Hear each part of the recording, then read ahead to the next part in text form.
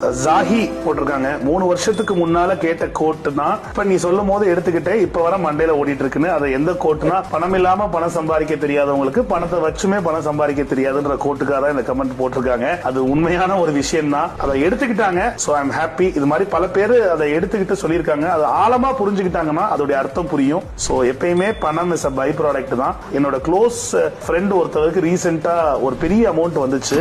அதை வச்சு பல மடங்கு அந்த பணத்தை மல்டிப்ளை பண்ணியிருந்திருக்கலாம்.